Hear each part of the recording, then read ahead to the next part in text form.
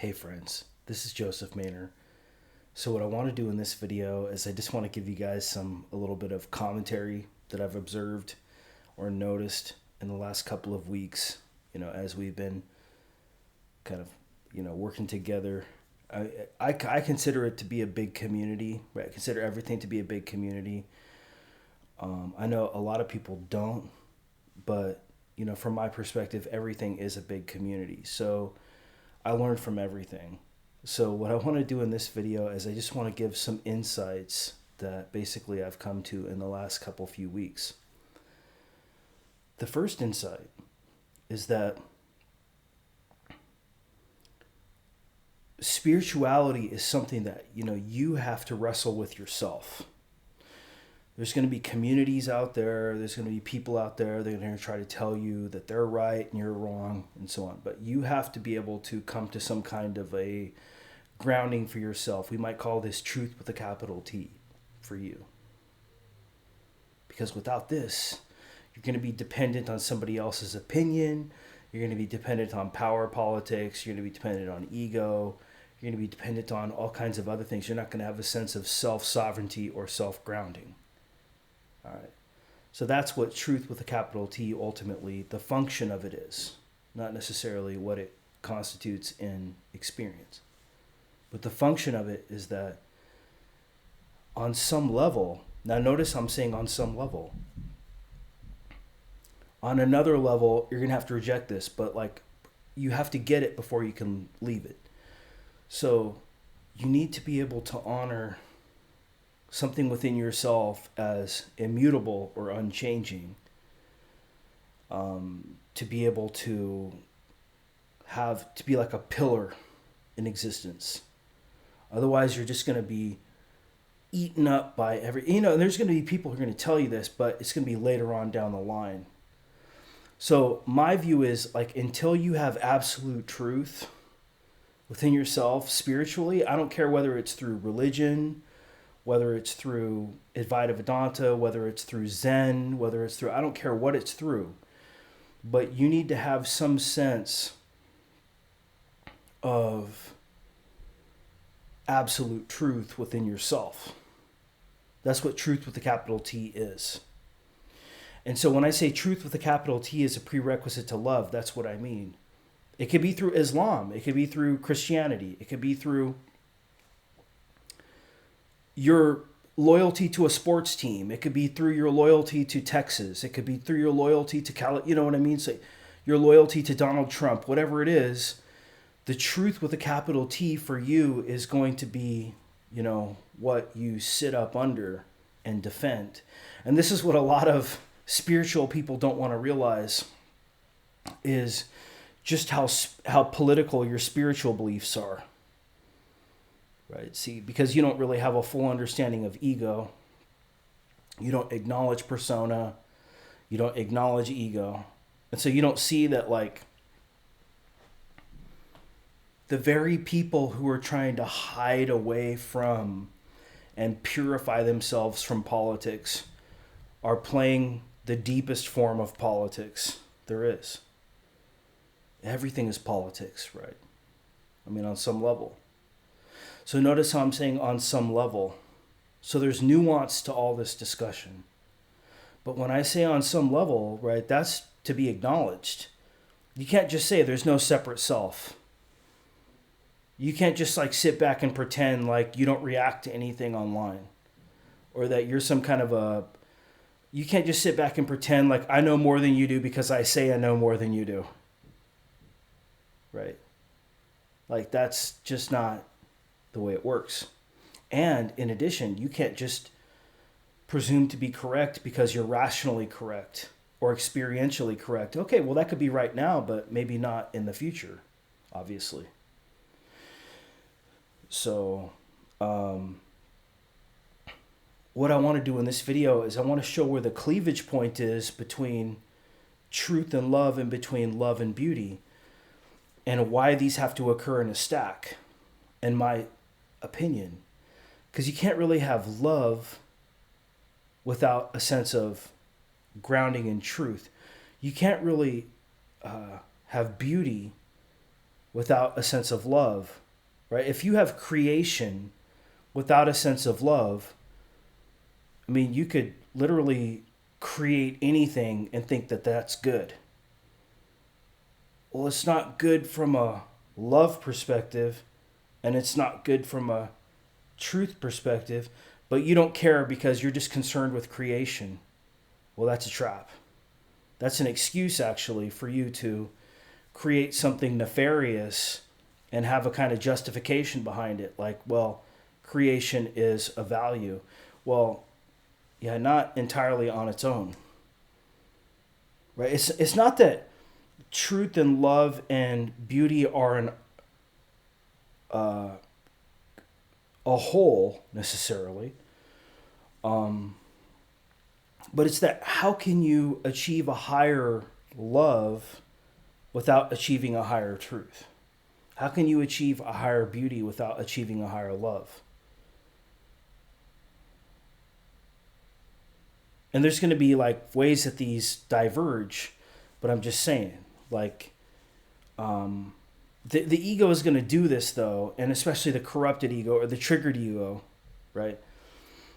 And so the question becomes, even for people who are invested in Advaita Vedanta or some kind of Indian philosophy, my question to you would be, is this fantasy that you've created, does it actually work in your life? It might. That's not the only question. It might. Like, you might become financially successful being somebody like a Sadhguru, right? Or somebody like that. But is Sadhguru a normal human being by any stretch of the imagination? Some people will say, well, this guy lives partially in a fantasy world. See, that's the danger of spirituality, is that you put yourself in a fantasy world.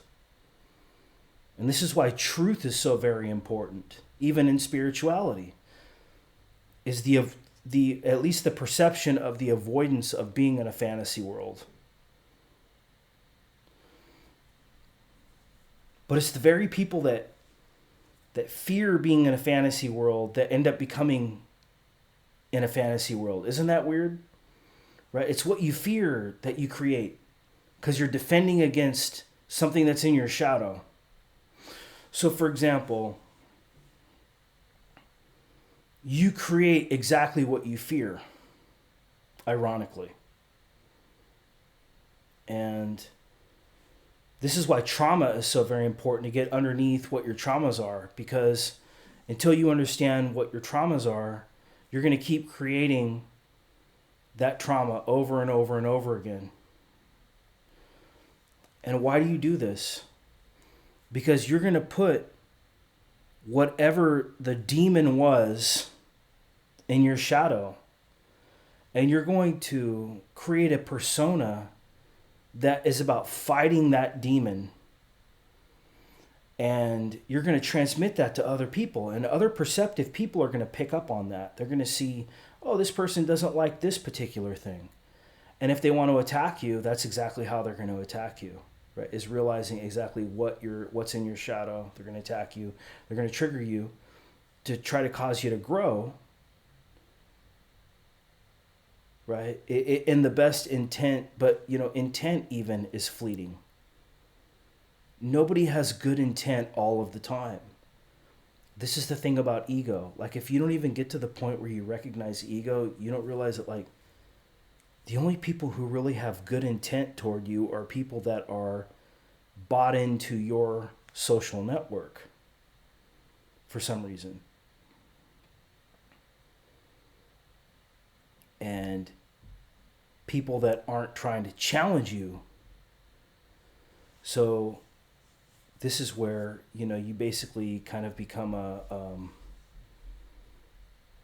you become limited.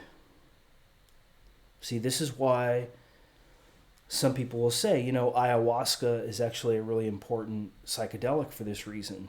It's because you don't realize exactly how much your ego is basically just trying to control reality in a way that suits or fits your preferences. and you've been successful in doing that. It's like a different form of mushrooms, right? Mushrooms and ayahuasca are actually very different. But I'm just saying that before you can go from truth to love, you have to acknowledge the fact that on some level you do have an ego. And every collective system, in a sense, has an ego as a complex adaptive system. And so this isn't something that you can necessarily go, oh, I'm going to leverage this to try to hurt other people, to try to be malicious. Well, no, that would be like presuming that somebody has free will, right? That they can just take something that they know or something that you project onto them and apply it, right, in a kind of logical manner or ruthless manner. Well, that's a projection on your part. That's exactly what you don't want to accept about yourself, because you're doing that. So the thing is, you can hide in absolute truth all you want, but there's a part of you that still exists as a finite perspective that is not the absolute. Now, this is the problem with being a dualist with regard to the absolute and the finite. You can choose to do this or you can choose not to do this. But when you're at this kind of absolute truth mentality, you don't see the duality between the infinite and the finite. You don't see how there really is a non-duality between the infinite and the finite. And so what you do is you basically just deny the fact that you have an ego and that you have a persona. And you project that onto other people. And you just assume that I am the best, or I am whatever. I am. Like you're basically dissolving the relative into the absolute. Even if you are not a Neo-Advaita person, you could still be doing this. It's a trick, all right? Because your persona or persona exists and it ain't absolute truth. All right. And if you want to deny that you're showing up in the world as a finite perspective, that only goes so far. That's only going to go so far karmically. Like, you're not going to be able to become a true person. You're not going to be able to individuate in the world that way. You're not going to be able to become somebody who gets off of being just an online persona, like somebody who comes out into the world as a real person. You're not going to be able to do that. That's the sacrifice you make, is you're going to live a shadow life. Why are you going to live a shadow life? Because all you're doing is saying, I'm better than you are. Like a little kid, but with more metaphysical constructs to it. You're not better than anyone. Right. To the extent that you could be better for anyone, in my opinion, as a life coach, I think that first you would want to find some kind of a grounding or some kind of a truth. I don't care what it is. And then you want to be able to move beyond truth into what I call love. But I don't think that you could really find love until you find truth. Without truth, how can you really find love? You're just going to be operating from your ego. You have to have some kind of a principle behind going beyond what the ego ordinarily does. Or at least you have to believe that you do. You could be wrong. Because at a higher level, beyond love is creation or beauty. I'm not going to get into that in this video because we got to go a step at a time. But a step at a time in this sense is to talk about love and why is love different than truth? And how can you move from truth into love?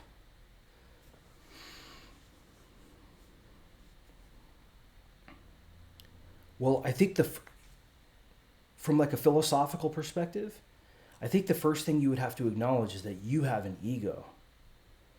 And that collective systems have an ego too. You can't move into stage turquoise until you move into stage yellow. You have to like integrate systems thinking on some level. So you have to see that like you can't just like hide out in absolute truth like some kind of a Wizard of Oz, where you're just like piping down cliches and philosophical pronouncements that other people have done better than you, but you're just saying I'm better than you, I'm better than you, I'm better than you, I'm better than you. You're basically just like negging other people. That's all you're doing. You're negating or negging other people, and you're assuming that you're better than them. The problem with that is that karmically that's not going to stand. Why? Because it runs afoul of love. It's a form of malice. What's malicious about that is that you're putting yourself as the person who is true and who's the person who's the teacher. That's the basis for your community. And that's the basis of your ego, too. You have to preserve that persona to make yourself be the leader. But because of the fact that you don't show up in real life anywhere, you're just online, it's actually probably 99% fantasy for you, right? And maybe like 0.1% reality.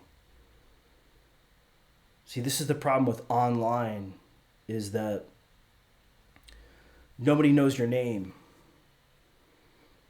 I mean, the people who do know your name, right, they're going to take advantage of that. They're going to try to kill you, right? You know what I'm saying? They're going to try to punish you for using your name. But 99% of the people online don't use it. There's always a critic for anybody who puts themselves out there. But to exercise your life purpose, you have to get beyond fear. And you have to put yourself out there. How many of you guys actually put yourself out there? You don't use your real name online, right? You don't have that integrity. You didn't have that integrity. No, I'm not trying to there are plenty of people who do. In part too, like some people only use their first name, right? They don't use their last name. But I've gotten a lot of shit for using my full name. But see, for me, the whole point of all of this work is personal development. I wouldn't waste my time otherwise. I'm not here to play your online forum games or to fight with you necessarily. Like, I'm here to do my own development work and always have been since I started. And that's why I think, that separates me from a lot of people who do this. You may say, well, you're stupid because other people can post anything they want about you online. Well, they have. But that's just part of being public. When you put yourself out there publicly, you stick your neck out there, somebody could come around and try to, chop you, right? That's just criticism. Anybody who goes public is going to experience that. So the other thing I want to mention is that there's collective beauty and then there's individual beauty. I've talked about this in my prior videos. So collective beauty is like we're all creating together we're all trying to create a discordant, cordant kind of thing together. Individual beauty is that, no, I'm creating and I'm leading the creation. And this is going to necessarily fragment communities, right? And it's even going to fragment your own community if you start a community too.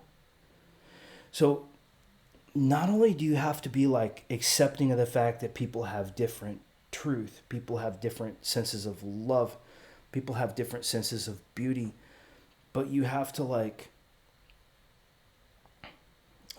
I don't even want to say have to, but I think it's good to, from a consciousness standpoint, acknowledge all of these differences and not necessarily see them as bad from a big picture standpoint. So, for example,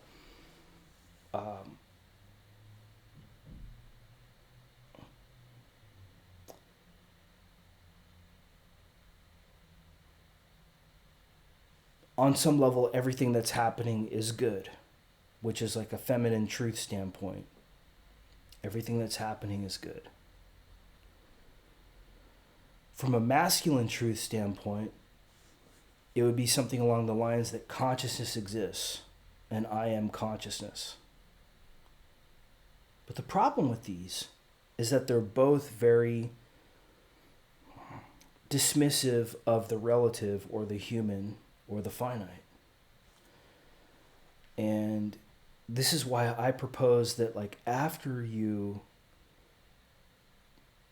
integrate stage turquoise and coral, you move into stage teal, which is the first love stage. It's the feminine love stage, which is more like Carl Jung. And so this is when you acknowledge that you do have some kind of an identification with a finite perspective in the world. As much as you have an infinite perspective. So it's a dualism. Carl Jung, in a way, is a dualist. But you don't have to interpret the human or the divine necessarily as any kind of thing. It's more a model. But what the model is about, it's about coming back down to earth after you're flying so high in the absolute. And when you come back down to earth, you don't lose the absolute. You don't lose your truth. But what you gain is realizing that, again, from a much higher level, realizing that there really is no duality between the finite and the infinite. But at this level, that's going to be portrayed as recognizing your ego, your shadow, and your persona. And forgiving these in other people too. Because you can't have love until you can see the same thing in others that you hate. Well, see the same thing in yourself that you hate in others. See the same thing in others that you hate about yourself. That's basically the problem of shadow. Okay, that's number one. Number two is realizing that everyone has a persona. And that persona that shows up in the world is not the same thing as consciousness. See, a lot of people try to say, well, I don't have a persona. I don't have a shadow. I don't have an ego. Well, yeah, I mean, that's not going to move you toward love. Like, you're just going to keep fighting with people, keep saying, I'm better than you, and you're just going to play that game, right, ad infinitum. To move into love requires, as I think a precondition, that everybody realize that they have an ego. Like, if you don't even get to that, like if you don't even see like ego from an individual perspective or ego from a collective perspective, you're not at stage yellow.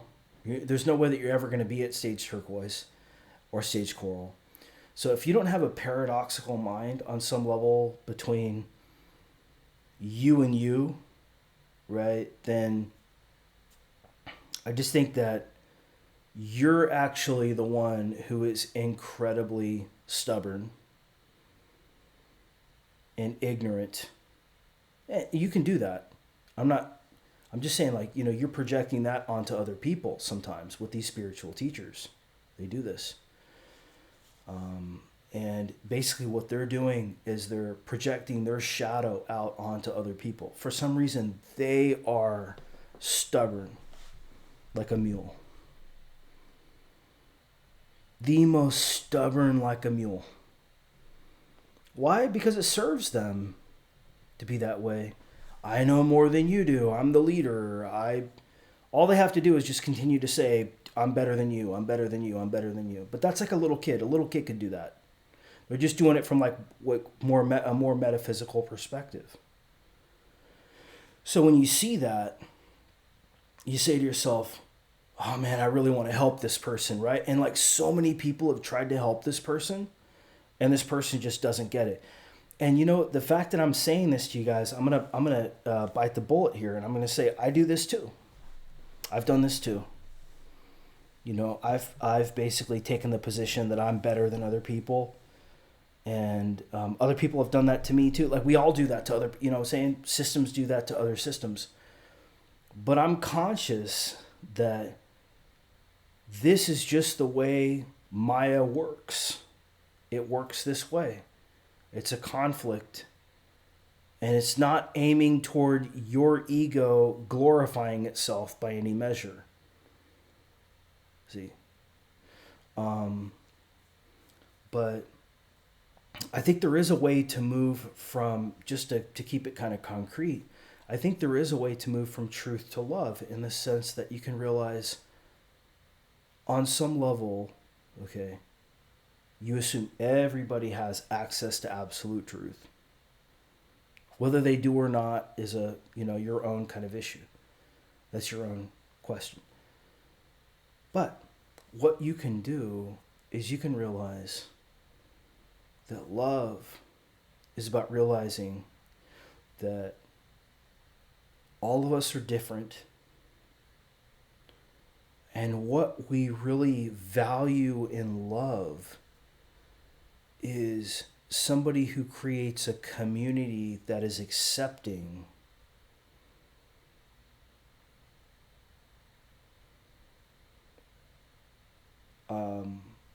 even if it's not an official community, and the more real it is, the better. So like this online stuff, I don't know, guys. I think it's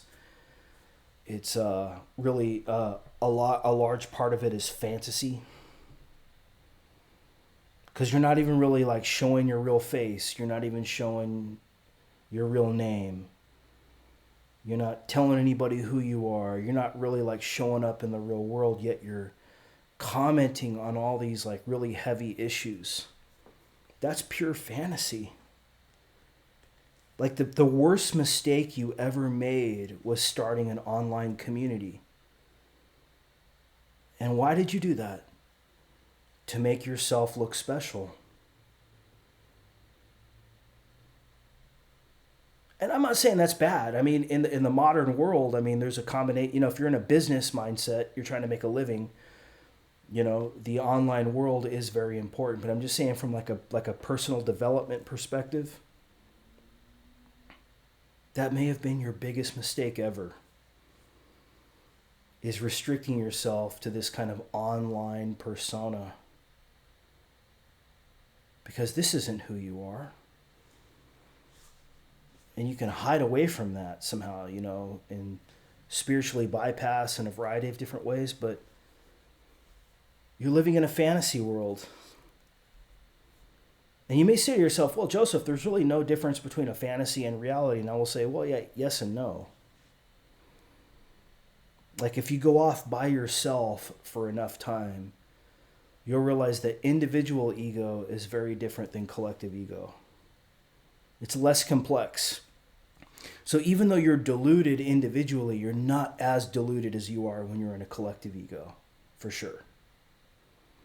Because you're playing all kinds of, your persona is much more invested in playing power games that basically fit that collective system instead of getting away from those power games and basically just being alone. You're still going to play power games, but you're going to play power games as an individual. But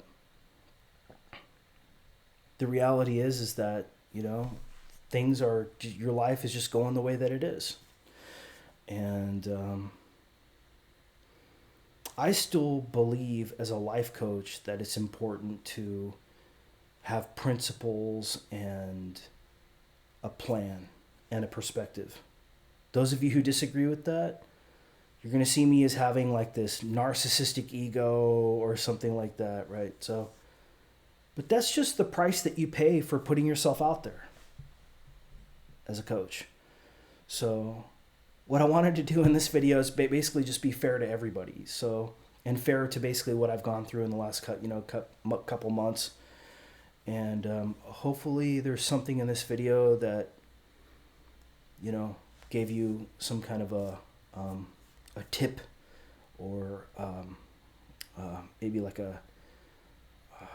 an unsettling goose that causes you to kind of think differently, or to do some work that maybe you haven't done, or think a different way that you haven't yet thought, or not. Right? This ultimately is just a creation. So, okay, friends, I'll talk to you soon. Take care.